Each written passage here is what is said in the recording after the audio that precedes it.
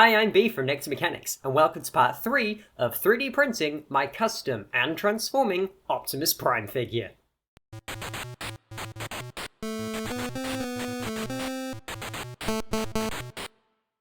So if you missed the last video, we looked at CAD programs, which software was best for what purpose, and we created our block model.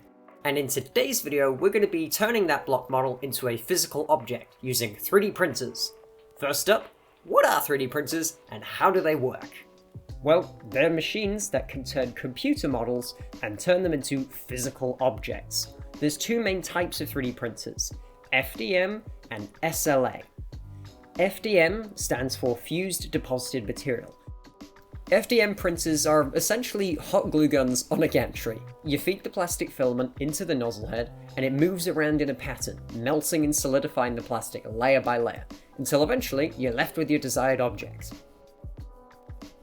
SLA printers, which stands for stereolithography, use liquid resin to create their models.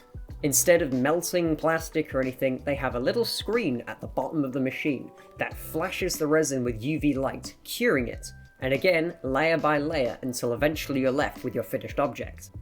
I do not currently own a resin printer, so we're going to focus on FDM plastic machines for now. But the main thing I want to convey about the difference of these two machines is that the FDM ones are usually better at doing stronger, bigger parts, but because of their nozzle size, they're quite limited in how much detail they can do. Resin printers, however, using a screen, can have a lot more detail as it's literally pixels, but at the expense of it being made out of brittle resin. So now that you know how a 3D printer works, how do we get those computer models we made in the last video actually in the printer? Well, that's where slicer software comes in.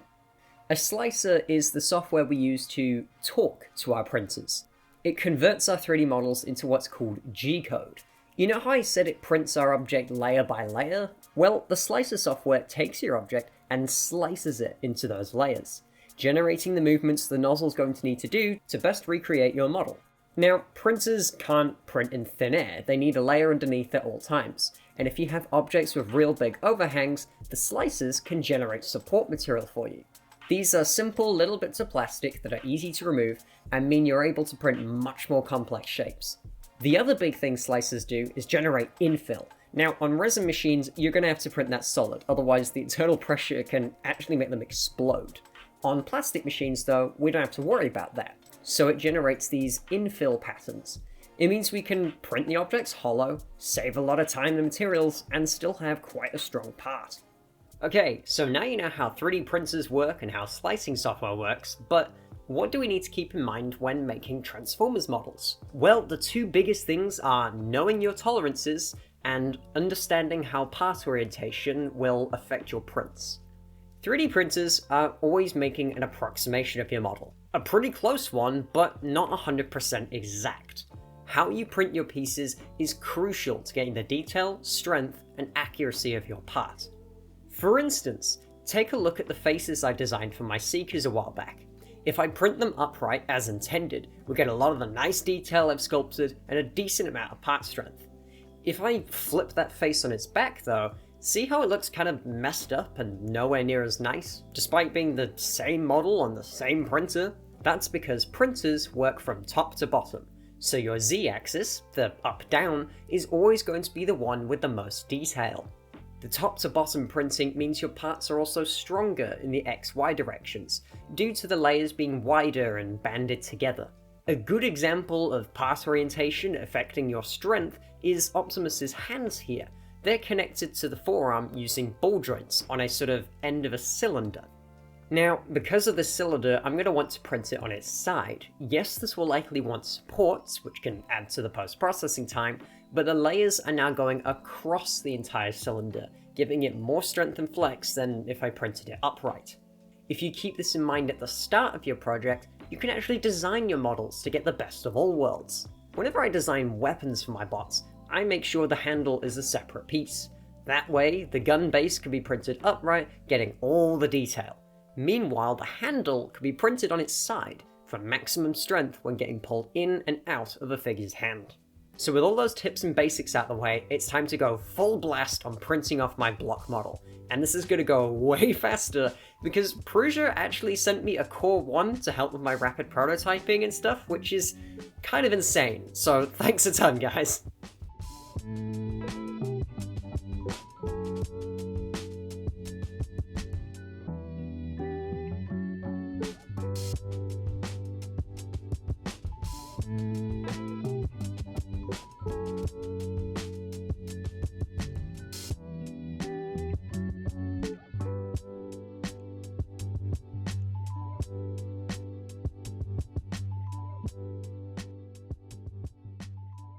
Now you can have years worth of experience, done plenty of prints and models, and still make easy mistakes.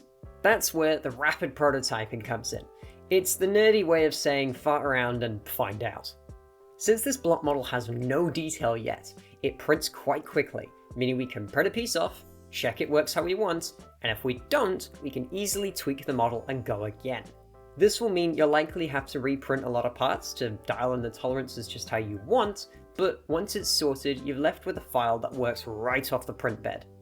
The most common things I have to reprint are new ball joints.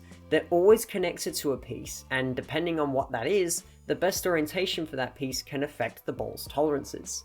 This is why when I get a ball and socket that works how I want, I'll make sure to reuse it as much as I can on later models.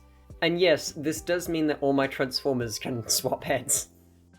So for the next few days, I printed off all of my block model parts, doing test fits to make sure they're all behaving how I want. Not all pieces were working right off the bat. Sometimes it was mistakes that were quite obvious and easy to fix, such as, his elbows not having enough clearance, so they couldn't actually bend all the way. Other times, however, it was a much more complex problem to solve.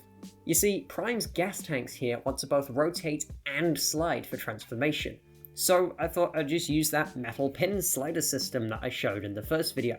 That should work great here, right?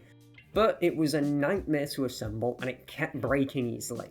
Eventually I thought, is there a way to do sliders without metal pins?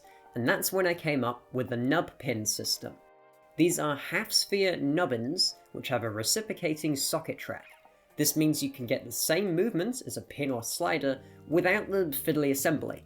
These will not always work in place of metal pins. Metal pins are inherently stronger, but sometimes it's worth trying to see if changing tactics will stop you from getting stuck on a part of the project.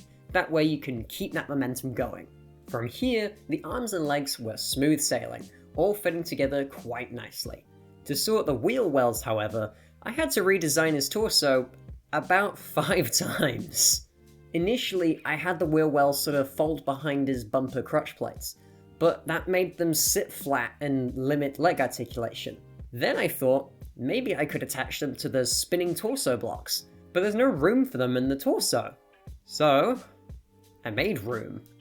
I completely gutted his torso as much as I could, while retaining part strength. A terrifying, but ultimately necessary process as it got the exact look I wanted, with absolutely no fake parts. So finally, after all these test prints, I've been left with a block model that's pretty top-notch if I do say so myself.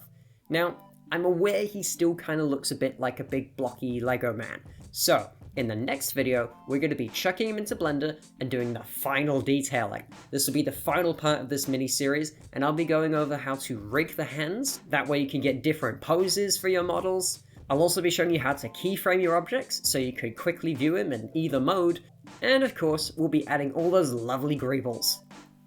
So if you liked what you saw, and you want to see more, feel free to subscribe, and I'll catch you next time. Farewell!